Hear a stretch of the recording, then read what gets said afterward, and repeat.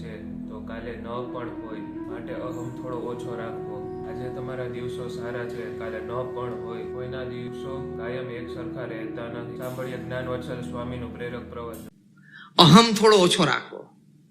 આજે ભગવાન અને કુદરત તમારી સાથે છે, કાલે ના પણ હોય. આજે તમારા દિવસો છે, કાલે ના પણ હોય. કોઈના દિવસો કાયમ એક સરખા રહેતા નથી. Do you agree with me? આ પ્રિન્સિપલ સ્ટેટમેન્ટ જેવું લાગે છે ને? કોઈના દિવસ કાયમ સરખા નથી હોતા. સુખ ના હોય કે દુઃખ ના હોય. એટલે આ હંમેશા નાનો રાખવો. પ્રમુખ સ્વામી મહારાજને એક વખત એક વ્યક્તિએ પત્ર લખ્યો અને કહ્યું કે સ્વામી, મારી ઈચ્છા છે કે તમે આઈ બ્લેસ યુ એવા શબ્દો અંગ્રેજીમાં લખી આપો. પ્રમુખ સ્વામી મહારાજ અક્ષરો લખી શકતા, શબ્દ લખવા હોય તો કોઈના હેલ્પની જરૂર પડે. એટલે લખ્યું આઈ, પછી સ્પેસ છોડી BLESS bless space YOU, I bless you. પછી પત્ર પેલી વ્યક્તિએ જોયો એટલે કહ્યું કે સ્વામીજી, અંગ્રેજી વ્યાકરણમાં એવો નિયમ છે કે પૂર્ણ વિરામ પછી જે પહેલો અક્ષર હોય એ કેપિટલ આવે, પછી બધા સેકન્ડ આલ્ફાબેટના આવે. તમે બધા કેપિટલ્સ કર્યા છે, આઈ તમે નાનો કર્યો છે, ટપકા વાળો, સેકન્ડ આલ્ફાબેટનો. પ્રમુખ સ્વામી મહારાજે કહ્યું કે હું જાણું છું, પણ હંમેશા જીવનમાં આઈ નાનો રાખો તો મોટી પ્રગતિ થાય, સફળતા મળે અને સુખી થઈએ.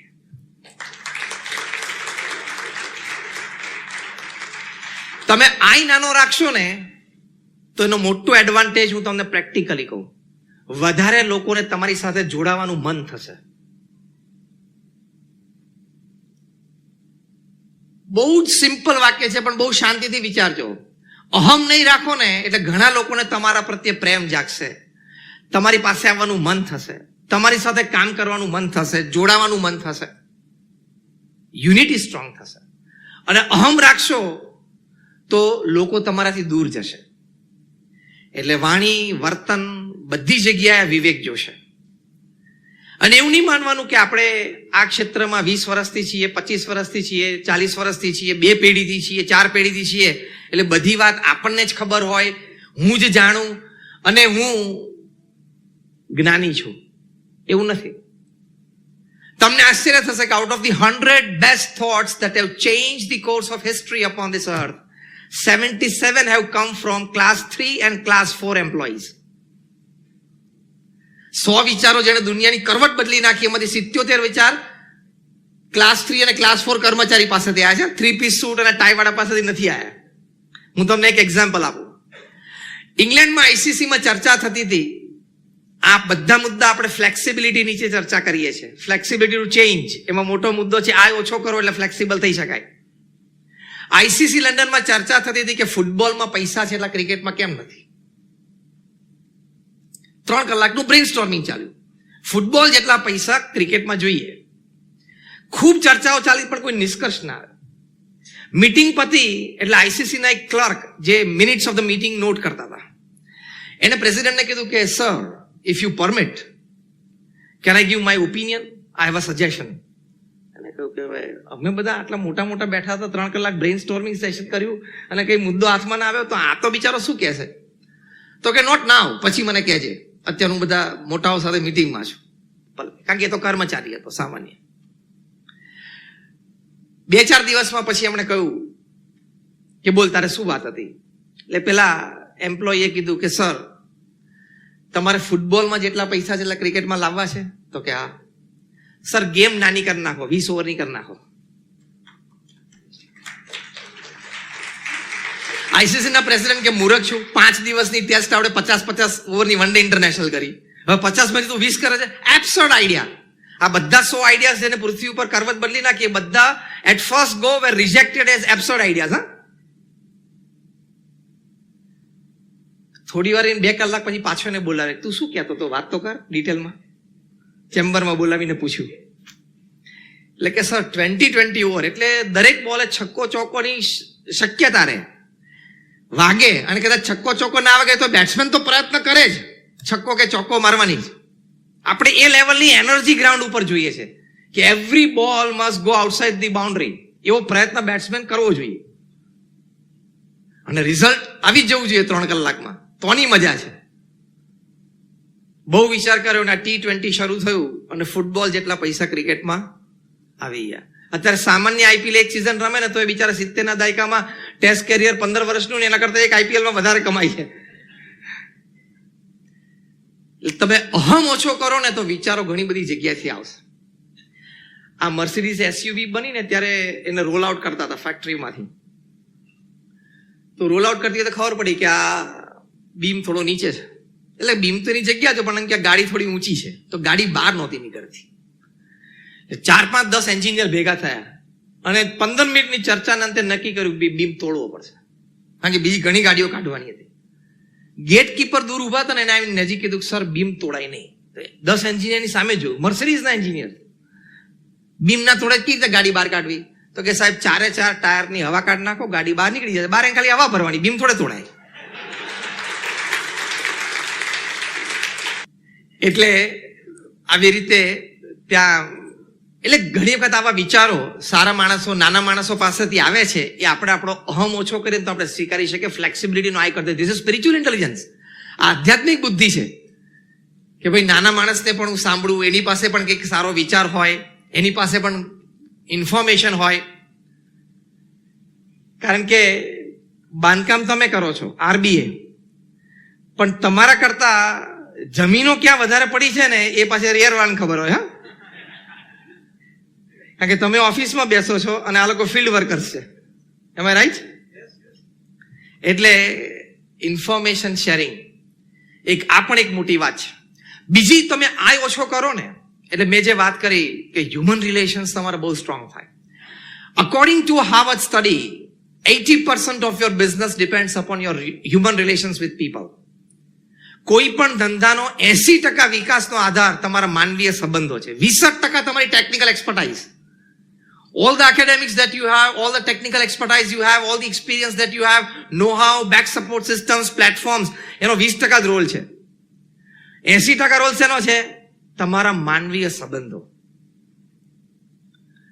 ઘણા બધા આરબીઆઈ ના મેમ્બર્સ એવા હશે કે એમને જ્યારે નક્કી કરે કે હવે આ પ્રોજેક્ટ આપણે લોન્ચ કરવો છે અથવા સેલિંગ શરૂ કરવું છે, તેના મોઢે જે 1-2 નામ પહેલા હોય ને એ માનવીય સંબંધો વાળા સમજવાના, કે એની સાથે એને વ્યવહાર સારો કર્યો છે.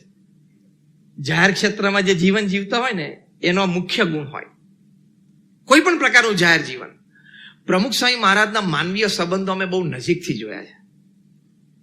એક વખત પ્રમુખ સ્વામી મહારાજ ત્યાં અટલાદરા બરોડામાં હતા. એમની ઉંમર 90 વર્ષની, 2010ની સાલની વાત છે. મંદિરના દાદરા 2 સેવક સંતોના ટેકા સાથે નીચે ઉતરતા હતા. વરસાદ પડેલો હતો, આરસના પથ્થરો ભીના હતા, એટલે બહુ ધ્યાનપૂર્વક ધીમે ધીમે ઉતરતા હતા. 5-7 હજાર માણસો દર્શન કરવા ઉભેલા. એની વચ્ચે એક નાના બાળકે પુષ્પ ઊંચું કર્યું. પ્રમુખ સ્વામી મહારાજ વિધાઉટ સેકન્ડ હેઝિટેશન સેવક સંતનો હાથ છોડી નાના બાળકના હાથમાંથી પુષ્પ લીધું. આ માનવીય સંબંધો કહેવાય.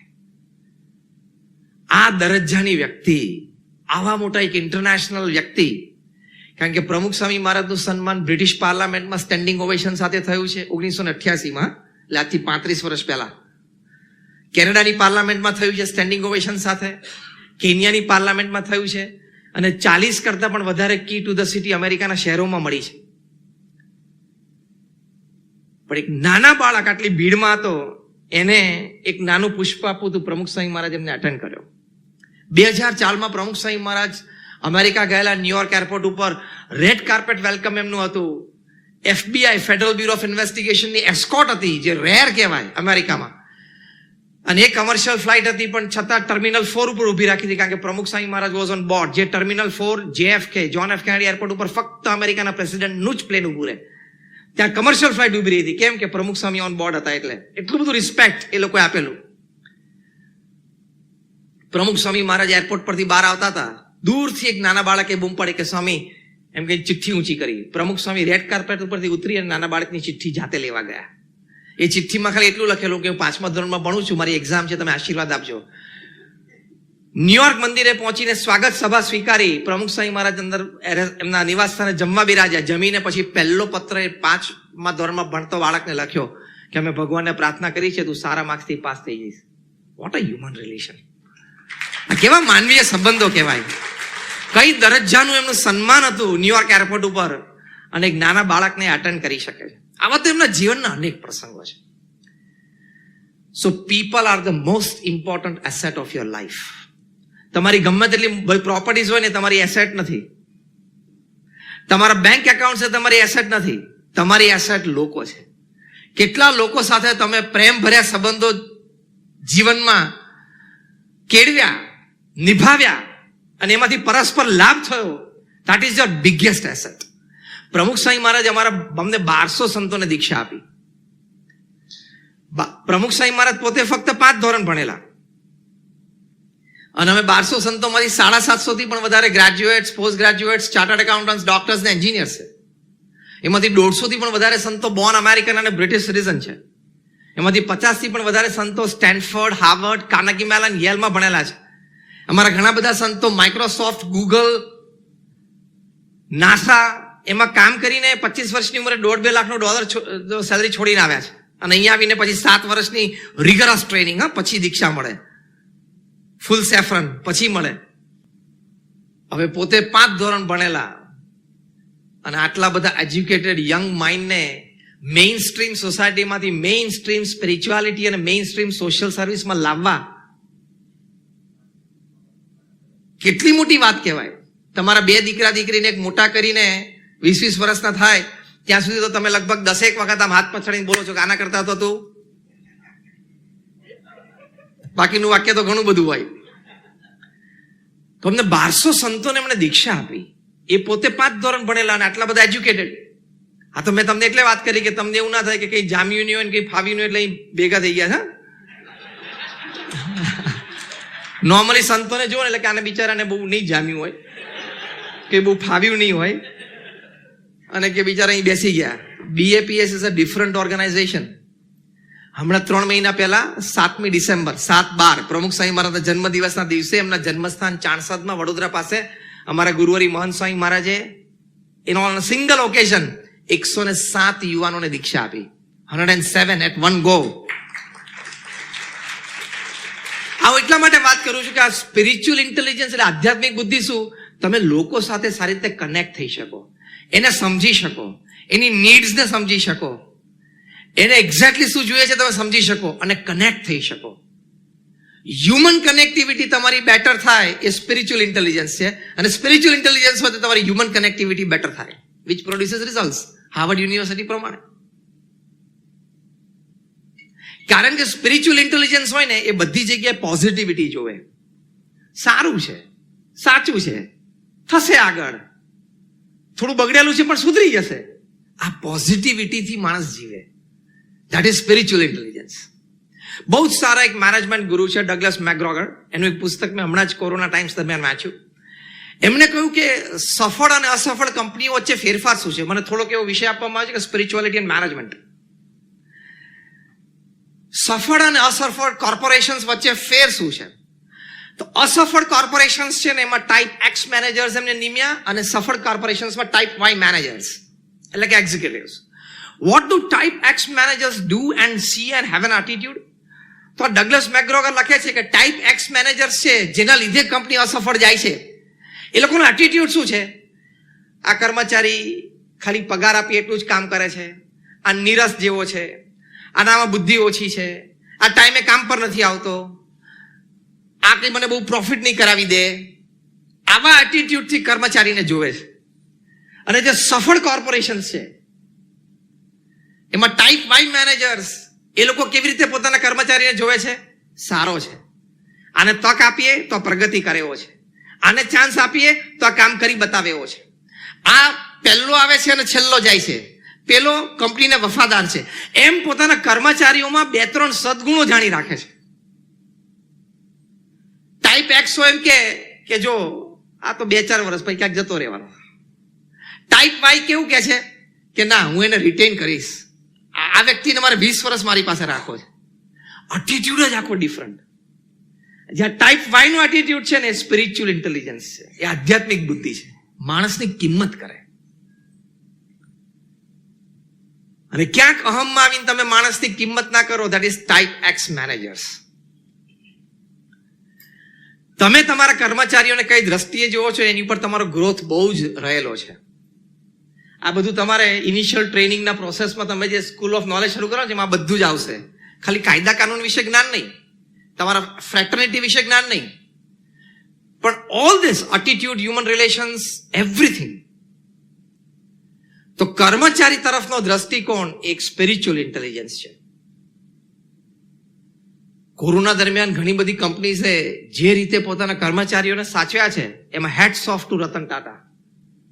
કઈ રીતે પોતાના કર્મચારીઓને સાચવ્યા છે, આટલું પણ ઓછું નથી આવવા દીધું. તો they are type Y managers. એ લોકોનો ગ્રોથ અનબિલીવેબલ હોય. મુખ્ય મેનેજમેન્ટ પ્રિન્સિપલ પણ સ્પિરિચ્યુઆલિટી ઉપર ડિપેન્ડન્ટ છે. એ શું છે? You take care of your people will take care of your work. Simple. તમારે કામ કરવાની જરૂર જ નથી. તમે ખાલી તમારા માણસોને સાચવી લો, બસ. તમારા માણસો તમારું કામ કરશે. Again I repeat, you take care of your people will take care of your work. તમે તમારા માણસોનું ધ્યાન રાખો, બસ.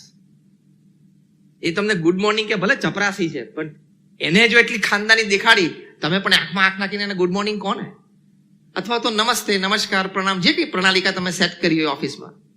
પણ નાનામાં નાના ચપરાસી પ્યુન પણ તમને ટેબલ ઉપર ટી કોફી મૂકે, તમે આવો ત્યારે તમારે થેન્ક યુ બોલવું જોઈએ. એ મારો ક્લાસ 4 કર્મચારી છે, હું એને પગાર આપું છું એટલે મૂકીને જતો રહે, તો બિચારો મૂકીને જતો રહેશે. તમે થેન્ક યુ ના કીધું ને, તમારી માણસાઈમાં ખામી કહેવાય, ભલે તમે શેઠ છો. અને મેં પહેલા કહ્યું એમ, ઘણા બધાના દિવસો બદલાઈ જાય છે. હા, સુપર સોલ્ટ કોઈ સમર સોલ્ટ મારીને ક્યારે ઉપર પહોંચી જાય, અનબિલીવેબલ. અમે તો ત્યાં 2-3 કોન્ફરન્સીસમાં હમણાં 2-3 મહિના પહેલા ત્યાં બેંગ્લોર ગયા હતા. સ્ટાર્ટઅપ કોન્ફરન્સીસ હતી. શું છોકરાઓને મળ્યા, 20, 22, 25 વર્ષના છોકરાઓ, શું આઈડિયાઝ છે એની પાસે. અને બીકોઝ ઓફ ધોઝ આઈડિયાઝ એ લોકોને MF મળ્યું છે, PE મળ્યું છે. અનબિલીવેબલ. 22 વર્ષના છોકરાને વિચાર આવ્યો કે ચશ્માના કાચ કસ્ટમાઇઝડ હોય, નંબર પ્રમાણે, કપડા તમારી બોડીની સાઇઝ પ્રમાણે કસ્ટમાઇઝડ હોય, બૂટ કેમ કસ્ટમાઇઝ નહીં? બસ વિચાર આવ્યો. બૂટમાં સીધું 7 પછી 8 નંબર, 8 પછી 9, 9 પછી 10. કેમ કોઈને 8.5, 8.5 નો પગ ના હોય? એ કસ્ટમાઇઝ કેમ નહીં? એની પરથી સાયન્ટિફિક રિસર્ચ થઈ કે તમારો 8.5 નો પગ હોય તો તમે કાં તો 8 નો બૂટ પહેરો, કાં તો 9 નું પહેરો. 9 નું પહેરો તમને થોડું લૂઝ પડતું હોય, મજા ના આવે, એટલે તમે 8 નું જ પહેરો. થોડું ટાઈટ પડતું હોય તો એ તમારું એક્યુપ્રેશર પગમાં થયા કરે, એટલે 20, 25, 40 વર્ષે બેક પ્રોબ્લેમ ને નેક પ્રોબ્લેમ. એ પછી રિસર્ચ કરી. You would be surprised to know that this idea, this research got $200 million of mutual fund. $200 million idea. આ આઈડિયા જનરેટ કરનાર એક સામાન્ય ચપરાસીનો છોકરો છે. એટલે તમારા ઓફિસમાં કોઈ ચપરાસી કે કોઈ પ્યુન હોય ને, એનો છોકરો જો આવો આઈડિયા જનરેટ કરશે ને $200 million લઈ આવશે ને, તમારી કંપનીને બેઠી ખરીદી લેશે. પ્રોપર્ટી સાથે.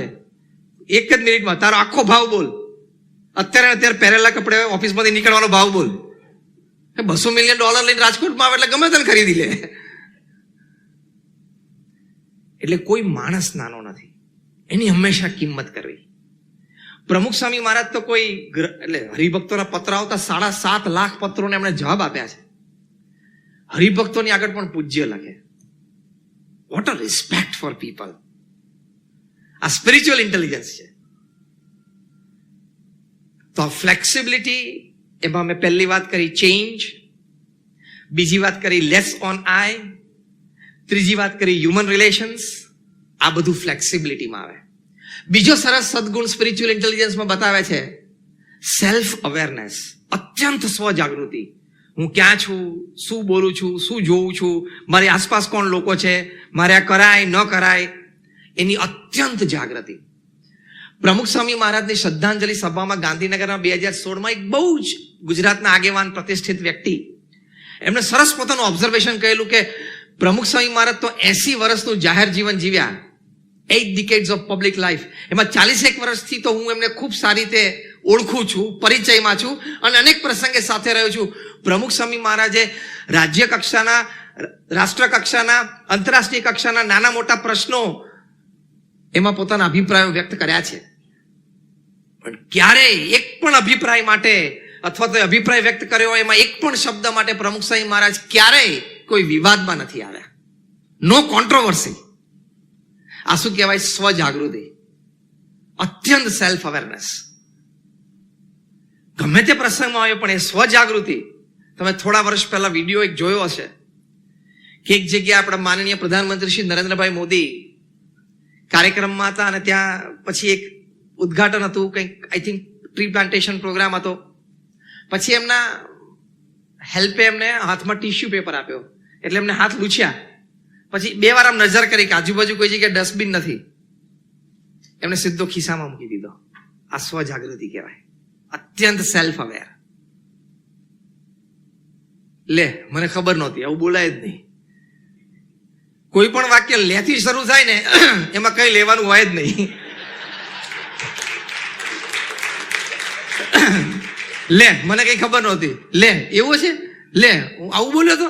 તું લે થી શરૂ કર ને વાક્ય, એટલે તારામાં કઈ લેવાનું છે જ નહીં અને તને કઈ દેવાનું નથી. You should be confident what you're talking, what you're meeting people, how you're expressing people around you. એની માટે તમે અત્યંત સ્વજાગૃત હોવા જોઈએ.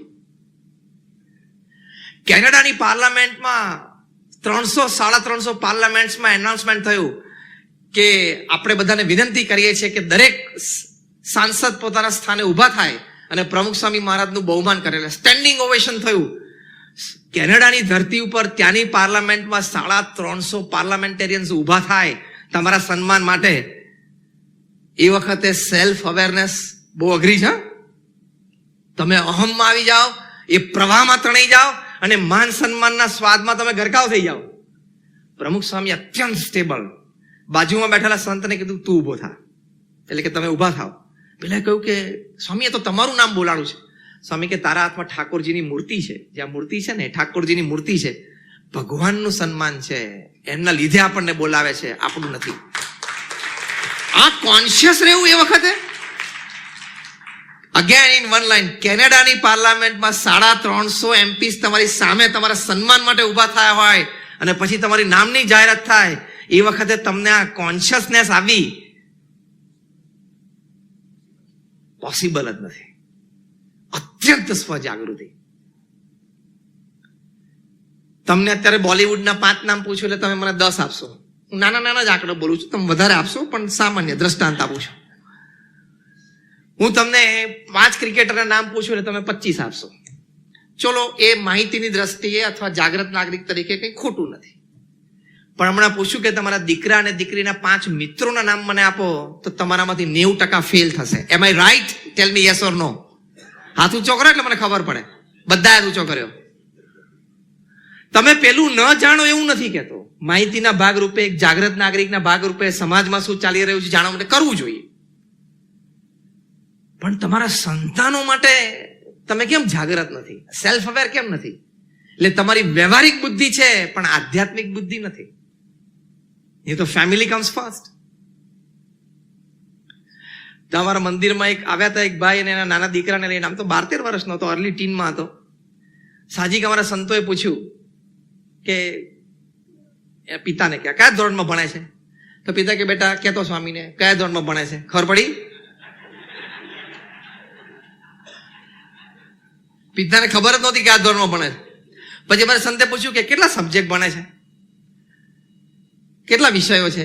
એટલે એમને કારણ કે સંતને ખબર પડી ગઈ એટલે સેકન્ડ ક્વેશ્ચન, કેટલા સબ્જેક્ટ ભણે? સ્વામી ઘણા બધા સબ્જેક્ટ ભણે છે, દિવાળી ઉપર પાછી બીજી ટેક્સ્ટ બુક લાવી આપે છે. એટલે તો ફાડી નાખે છે એટલે તું લઈ આવે છે કે દિવાળી પર સબ્જેક્ટ બદલી ના જતા હોય ધોરણમાં.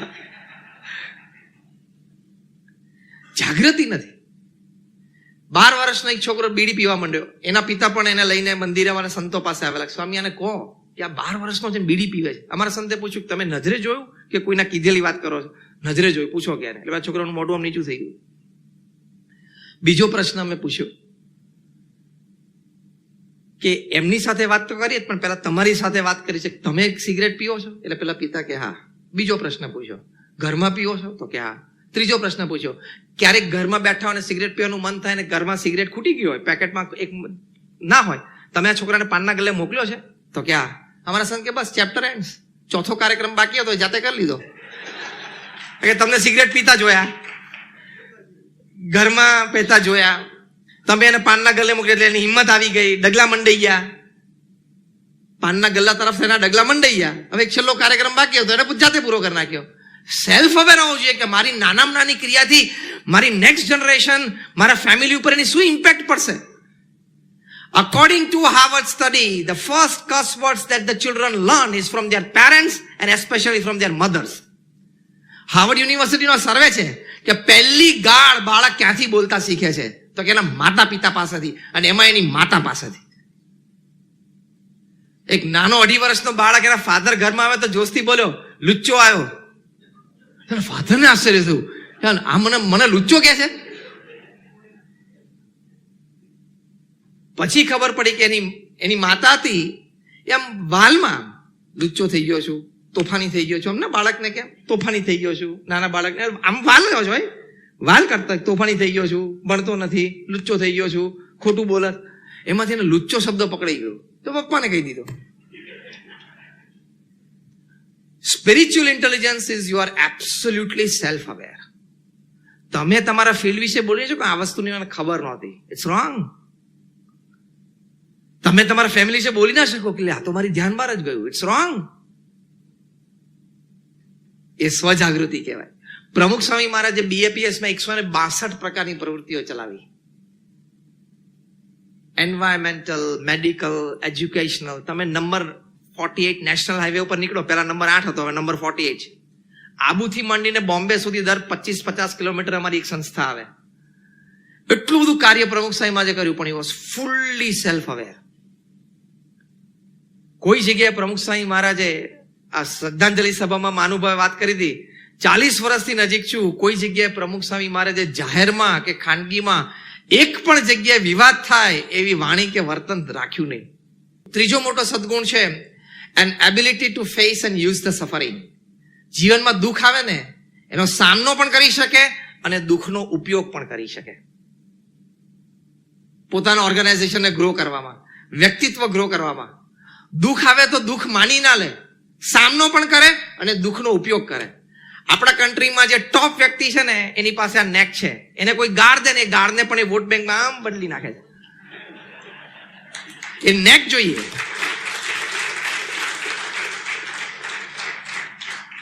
To face and use the suffering. Face પણ કરી શકે અને ઉપયોગ પણ કરી શકે. ચોથો સદગુણ લખ્યો છે સ્પિરિચ્યુઅલ ઇન્ટેલિજન્સમાં, an ability to be inspired by vision. કંઈક જોવે ને, કંઈ પણ વસ્તુ જોવે ને એમાંથી વિચાર આવે કે હું મારી કંપનીમાંનો ઉપયોગ કરી શકું, હું મારા વિકાસમાંનો ઉપયોગ કરી શકું, હું મારા કર્મચારીઓના વિકાસમાંનો ઉપયોગ કરી શકું, હું આમાંથી કંઈક સમાજને આપી શકું. કંઈ પણ જોવે, કંઈ પણ સાંભળે. આ સ્પિરિચ્યુઅલ ઇન્ટેલિજન્સ છે. કારણ કે ક્લેરિટી હોય એટલે એમાં પ્રતિબિંબિત તરત થાય. 2008ની સાલમાં પેરિસમાં એક હોટલમાં 2 મિત્રો ભેગા થયા. આ સત્ય ઘટના હું તમને કહું છું. એક મિત્ર અમેરિકાથી આવેલો, એક મિત્ર ત્યાં પેરિસ હતો. 5 દિવસ અને વર્કિંગ વીક હતું. પછી વીકેન્ડ પર બંને મિત્રો ત્યાં હોટલ પર જમવા માટે ભેગા થયા. 6-8 મહિના પછી ભેગા થતા હતા. 2-2.5 કલાક બેઠા, વાતો ચીતો કરી, જમ્યા કર્યા. બહાર આવ્યા ને તો લાંબી ક્યુ હતી ફોયરમાં. એટલે રિસેપ્શનિસ્ટે પૂછ્યું કે આ ક્યુ શેની છે? એટલે રિસેપ્શનિસ્ટે કીધું કે ભાઈ બહાર સખત બરફ વર્ષા ચાલે છે, હેવી સ્નોફોલ છે આખા પેરિસ સિટી ઉપર, એટલે ટ્રાફિક સ્લો છે અને અમુક સ્ટ્રીટમાં તો જામ છે. અને આપણી સ્ટ્રીટ છે એ ફૂડ સ્ટ્રીટમાં વચ્ચોવચ્ચ છે, એટલે 2 બાજુથી કેબ પણ હાયર થઈ જાય છે. એટલે જે લોકો પોતાની ગાડી લઈને આવે એ લોકો બધા નીકળે છે, અને જે લોકો કેબ એટલે ટેક્સી દ્વારા આવ્યા છે એ લોકોની આ ક્યુ છે. એમ કરીને રિસેપ્શનિસ્ટે 2 યુવાનોને પૂછ્યું કે sir, have you come by cab or you have your own car? એટલે કે we have come by cab. Sir please join the queue. તમે લાઈનમાં આવી જાઓ. એટલે બંને જણા પ્રેમથી ક્યુમાં જોઈન થઈ ગયા. જે રીતે ક્યુ મૂવ થતી હતી ને એની પરથી ખબર પડી કે આ 2-2.5 કલાક આપણે અહીંયા બેસવાનું જ છે. આ પરિસ્થિતિમાં આપણે હોઈએ તો શું કરીએ? કે મોબાઈલ ખોલીએ, વોટ્સએપ ખોલીએ, કારણ કે સ્નોફોલ બાર હતો એટલે બીજું કંઈ ચાલવાનું તો થતું, ચાલતા જવાયું હતું નહીં. ચલો એનોય વાંધો નથી. કોઈ ઈમેલ ખોલે, 2-4 ઈમેલનો જવાબ આપવાનો હોય કરી આપે. કોઈ પડી ઉત્સાહિત આમ ગોળ ફરીને ક્યુ સાથે એક સેલ્ફી લઈ લે અને પછી પોસ્ટ કરે, અને લોકો બધા ઓ હા ઇમોજી બધી આવવા માંડે લાગણીની. આમાંથી એક યુવાનને વિચાર આવ્યો, 26 વર્ષનો, can I help the situation? દરેક સ્નો ફોલિંગ કન્ટ્રીઝમાં આ પરિસ્થિતિ થતી જશે. આનું નિરાકરણ છે કે નહીં? હું આ લોકોને મદદ કરી શકું કે નહીં? અને આ પરિસ્થિતિમાંથી હું બિલિયન્સ ઓફ ડોલર્સ બનાવી શકું કે નહીં? This is spiritual intelligence. આપણે તો બેસિક પડે છે ને વરસાદ, આપણે બંધ થાય ભાઈ નીકળીએ છીએ. એમાંથી બે જણાએ વિચાર કર્યો કે આપણે એક મોબાઈલ એપ બનાવીએ જ્યાં લોકો કેબને પ્રી ઓર્ડર કરી શકે. એ ચર્ચા ચાલી ટેકનિકલી, 2.5 કલાક પૂરા થઈ ગયા. Constructive use of time. પછી છૂટા પડ્યા. 2 દિવસ પછી પેલો એમનો મિત્ર કેલિફોર્નિયા પાછો પહોંચી ગયો. ચર્ચા ચાલુ રાખી. 6 મહિનામાં એપ ડિઝાઇન કરી. લોસ એન્જલસમાં 2-4 કેબમાં ટેક્સીમાં એમને પ્રયોગ કર્યો, સફળ. 50-100માં કર્યો સફળ, 200-500માં કર્યો સફળ, 1000-2000માં કર્યો સફળ. આજે જયારે હું તમને વાત કરું છું ત્યારે મોબાઈલ એપ દુનિયાના 66 દેશોમાં રોજની 3 મિલિયન એટલે 30 લાખ લોકોને રાઈડ આપે છે. હું વાત કરું છું ઉબરની. ઉબરનો જન્મ પેરિસમાં 2008માં સ્નોઈ નાઇટમાં હોટલમાં રિસેપ્શનમાં કેબ માટે રાહ જોવા બેઠેલા 2 યુવાનો દ્વારા થયેલી છે. એ વ્યક્તિનું નામ ટ્રેવિસ કેલેનિક, જે ઉબરના માલિક, youngest self made billionaire of the world. અને એનો ફ્રેન્ડ જે હતો એ લિટલ નોન છે, ઓછું નામ છે એનું, સાયલેન્ટ પાર્ટનર છે, એનું નામ ગેરેટ. તો આ કયો મુદ્દો છે આપણે જોઈએ છે? Inspired by vision. કંઈક જોવે, કંઈક સહેજ સાંભળે, કંઈક વાત આવે એમાંથી એને બહુ જ મોટો વિચાર આવી જાય. બહુ જ મોટો વિચાર આવી જાય. That is inspired by vision. પછી 5મો મુદ્દો લખે છે, 8 છે, હું લિસ્ટ આઉટ કરી જાઉં. 5મો મુદ્દો લખે છે an ability to see connection between diverse things. Diagonal 180 degree 2 જુદી દિશામાં 2 વાત હોય ને એની વચ્ચે એને કનેક્શન દેખાય. આ બહુ સરસ મુદ્દો છે, ફરી કોઈ વખત આપણે વાત કરશું. પછી 6થો સદગુણ છે an ability to cause as little harm as possible. ઓછામાં ઓછું નુકસાન થાય વ્યક્તિને, સમાજને, પર્યાવરણને, એ એનામાં કુદરતી કુને હોય, કુદરતી એક આવડત હોય કે ઓછામાં ઓછું નુકસાન એ પહોંચાડી શકે. 7મો અને 8મો મુદ્દો બહુ જ ભવ્ય છે, શાંતિથી સાંભળી લેજો. 7મો મુદ્દો છે an ability to ask and probe fundamental questions. કોઈ પણ વાત, પ્રોજેક્ટ, વિચાર, એને મૂળભૂત પ્રશ્નો એ પૂછી શકે, ડીપમાં જઈ શકે, ફાઉન્ડેશન સુધી જઈ શકે. જ્યાં સુધી ફૂલ ક્લેરિટી ના થાય ત્યાં સુધી પહેલું ડગલું ભરે નહીં. અને 8મી વાત લખે છે an ability to work against a convention. માન્યતા અને ઢાંચાની વિરુદ્ધ જઈને કામ કરી બતાવે. પ્રમુખ સ્વામી મહારાજે લંડનમાં ભવ્ય મંદિર કરવું હતું, first project of its kind. અત્યારે એની અમે સિરીઝ ચલાવીએ છીએ, the first of its kind. તો અમે હેરોમાં જગ્યા લીધી અને ત્યાં આજુબાજુના રેસિડન્સે અમારી સામે કેસ કર્યો કે અમારી પીસ અને પ્રાઇવસી જતી રહેશે. કેસ કોર્ટમાં ચાલ્યો, સિગ્નેચર કેમ્પેઇન ચાલી અને કોર્ટનું ફૂલ એન્ડ ફાઇનલ જજમેન્ટ આવ્યું કે BAPS અહીંયા મંદિર નહીં કરી શકે. પ્રમુખ સ્વામી મહારાજ ઉપર અમારા ટ્રસ્ટીશ્રીઓએ ફોન કર્યો કે સ્વામી આપણે કેસ હારી ગયા. પ્રમુખ સ્વામી મહારાજે પહેલું જ વાક્ય બોલ્યા, જેવી ભગવાનની ઈચ્છા. C stabilise himself. બીજું વાક્ય બોલ્યા કે આપણે આપણો પુરુષાર્થ કરી લીધેલો, હવે જે પરિણામ આવ્યું ને એ સ્વીકારી લેવાનું. આ સ્પિરિચ્યુઅલ ઇન્ટેલિજન્સ કહેવાય. એટલે તમે સ્ટ્રેસમાં ના આવો. તમે સ્ટ્રેસ શબ્દ યુઝ કરેલો, સ્ટ્રેસ અને ટેન્શનમાં આવી જઈએ. એમાં 2 વાક્ય, જેવી ભગવાનની ઈચ્છા, અને બીજું મેં મારો પ્રયત્ન પૂરો કરી લીધો, મારી પાસે જે રિસોર્સ હતા મેં બધા કામે લગાડી દીધા, હવે જે પરિણામ આવે મારે સ્વીકારી લેવાનું.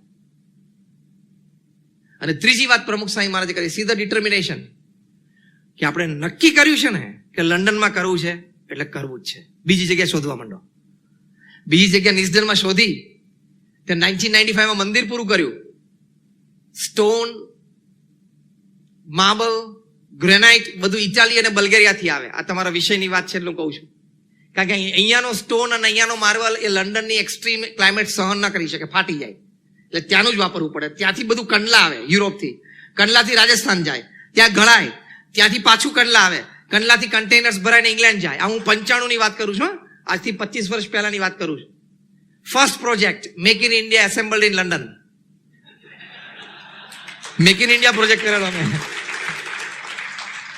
અને 26,000 નાના મોટા પીસીસ જીક્સો પઝલની જેમ થાય અને એક પણ પીસનું રિજેક્શન નહીં. સિગ્મા 6 એવોર્ડ દેવો પડે એવો આ પ્રોજેક્ટ થયો. To work against a convention, માન્યતા વિરુદ્ધ, ઢાંચા વિરુદ્ધ જઈને કામ કરી બતાવવું. કોર્ટનો ઓર્ડર છે, સ્વીકાર્ય છે, માન્ય છે, બીજી જગ્યા શોધવા માંડો, ત્યાં કરવું છે, અને કર્યું. અને જ્યારે કર્યું ત્યારે 1995 માં રીડર્સ ડાયજેસ્ટે લખ્યું કે it is the 8th wonder of the world. દુનિયામાં 7 અજાયબી છે, પણ 8મી અજાયબી છે. અને 2000ની સાલમાં મિલેનિયમ યરમાં top 100 iconic buildings of England એમાં આને સ્થાન મળ્યું. પછી તો પ્રમુખ સાંઈ મારા જેવા પ્રોજેક્ટ અમેરિકાની ધરતી ઉપર મોટા મોટા કર્યા. પણ આ માન્યતા અને ઢાંચાની વિરુદ્ધ છે, એટલે એટલો બધો એ વ્યક્તિમાં વિલ પાવર હોય, એટલો બધો કોન્ફિડન્સ લેવલ હોય ને કે આ ના થઈ શકે ને, તું બોલ્યો ને તારા મોઢે નહીં થાય, હવે થશે. આ વિલ પાવર અને કોન્ફિડન્સ. સામેવાળી વ્યક્તિ તમને કે આ ના થાય, હવે તું બોલ્યો છું ને નહીં થાય, એટલે હવે તો થશે જ. આ વિલ પાવર અને કોન્ફિડન્સ. આમાં કોઈ અનીતિની ગેરકાયદે જવાની વાત નથી, નીતિ નિયમ અને કાયદામાં રહીને જ, પણ એ વિલ પાવરની વાત છે, કોન્ફિડન્સ લેવલની વાત છે. તો આ રીતે આ સ્પિરિચ્યુઅલ ઇન્ટેલિજન્સ તમે મેનેજમેન્ટમાં, એડમિનિસ્ટ્રેશનમાં લગાડો તો અનબિલીવેબલ ગ્રોથ છે. પૈસા તમારા ઓર્ગેનાઇઝેશનમાં આવે એટલે ગ્રોથ આવે, સારા માણસો આવે એટલે ગ્રોથ આવે, સરકારની સારી પોલિસીઝ આવે એટલે ગ્રોથ આવે. સિમ્પલ. પણ આ બધા ગ્રોથ કરતા સ્પિરિચ્યુઅલ ઇન્ટેલિજન્સ આવે ને એટલે ગ્રોથ વધે એવી દુનિયાની ટોપ 500 ફોર્ચ્યુન 500 કંપનીઝનો અનુભવ છે. એટલે છેલ્લી વાત કરીને પૂરી કરું. એન્ડ્રોન નામની એક કંપની હતી, પાવર સપ્લાય કરતી હતી, ઇન્ડિયામાં કામ કરવા આવેલી 90ના દાયકામાં. અને પછી ફરચામાં ગઈને એના ડિરેક્ટર્સ એ બધા જેલમાં ગયા. પછી રોબર્ટ કપલાને એની પર પુસ્તક લખ્યું, the rise and fall of Enron, કારણ કે ફોર્ચ્યુન 500 કંપની હતી. The rise and fall of Enron. એનરોનનો આ રાઇઝ અને પછી આ ફોલ કેમ? ખૂબ સંશોધન પછી રોબર્ટ કપલાના પુસ્તકમાં લખે છે કે તમારી કંપનીનો ગ્રોથ એ 38% ટેન્જિબલ એસેટ્સ ઉપર આધારિત છે. એ તમારી પાસે એક ઓફિસ હોય, તમારી પાસે 5 કર્મચારીઓ હોય, તમારી પાસે થોડું ફંડ હોય, એ બધી તમારી ટેન્જિબલ એસેટ્સ કહેવાય. ટેન્જિબલ એસેટ્સ સ્થૂળ દેખાય એવી. મારી ઓફિસ આ રહી, અમારા 4 માણસો, આ મારી પ્રોપર્ટી, જે આંખથી દેખાય ને એ બધી ટેન્જિબલ પ્રોપર્ટી કહેવાય.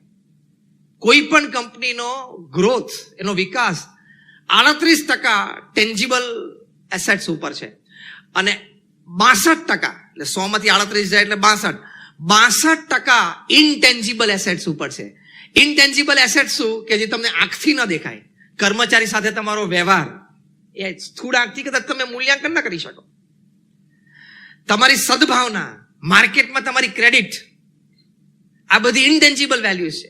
તમારી નીતિમત્તા, પ્રામાણિકતા એ તમારી ઇનટેન્જિબલ એસેટ છે. એ સ્થૂળ રીતે દેખાય નહીં, લાંબા ગાળે લોકોનો અનુભવ થાય એ બધી વાતનો, પણ આમ સ્થૂળ દેખાય નહીં, જેમ પેલી ટેન્જિબલ દેખાય છે. પણ 62% ગ્રોથનો આધાર ઇનટેન્જિબલ એસેટ છે, અને ઓનલી 38% ટેન્જિબલ એસેટ છે. કારણ કે નીતિ નિયમ સિદ્ધાંત એ તમારી કોર વેલ્યુ છે. You can become zero from hero within second. હા, નીતિ નિયમ સિદ્ધાંત છોડો.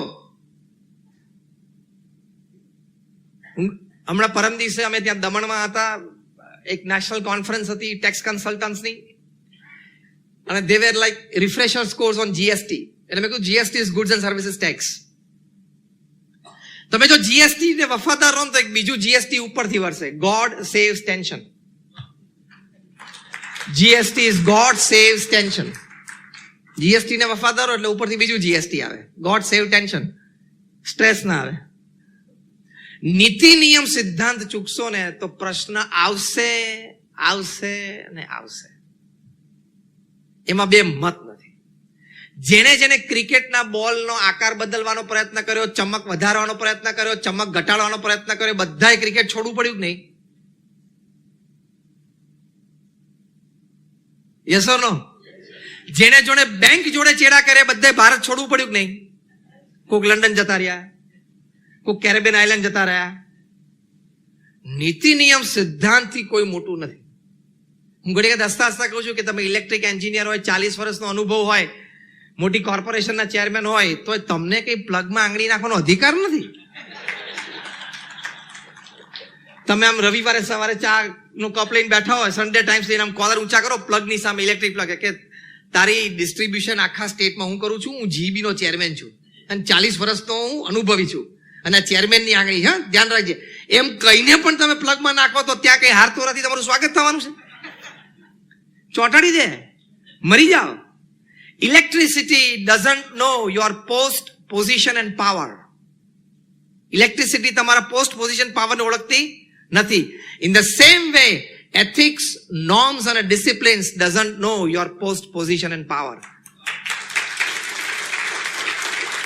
નીતિ નિયમ સિદ્ધાંતને તમારી પોસ્ટ પોઝિશન પાવરની ખબર જ નથી. જેમ ઇલેક્ટ્રિસિટીને ખબર નથી તમને ચોંટાડી દે, હાડપિંજર કરી નાખે, એમ નીતિ નિયમ સિદ્ધાંત પણ તમને હાડપિંજર તરત કરી નાખે. યસ નો થઈ જાય. હરપડ્યું શું બોલ્યો? યસ બેંક નો બેંક થઈ જાય. આખી નાખી યસ બેંક નો બેંક થઈ ગઈ.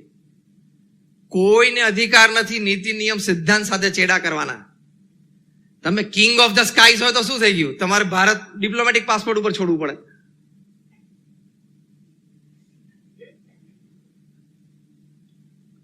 તમે હજારો પરિવારને ઘર બાંધી આપ્યા હોય, હજારો પરિવારના સહારા બન્યા હોય, તો તમારે 2 સહારા તિયારમાં 4 વર્ષ રહેવું પડે. હજારો પરિવારના સહારા, અને તો પણ તિહારમાં 2 સહારા. 20,000 કરોડનો માણસ, 4 વર્ષ તિહારમાં 2 સહારા. એટલે કોઈ માની ના લેતા કે હું કરી આગુ પાછું કરીને છટકી જઈશ. જે દિવસે ક્લચમાં આવશો ને તે દિવસે ચોખ્ખી દેશી ભાષામાં રડતા નહીં આવડે. હા, અને તમારી લાઈન તો એવી છે જબરજસ્ત.